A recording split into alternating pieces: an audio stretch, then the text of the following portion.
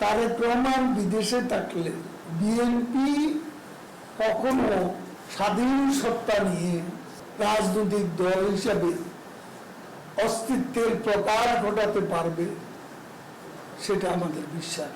নির্বাচনে বিএনপি যদি আসত, গতবারের মতো খরা ফলাফল হতো, এটা আমি মনে করি। কারণ সার্বিক পরিস্থিতির কারণে অপোজিশনের একটা ভোট ছিল।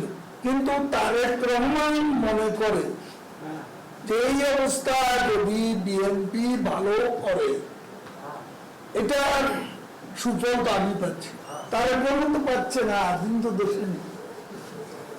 এখন তার অনুপস্থিতিতে অন্য কেউ নেতা হবে।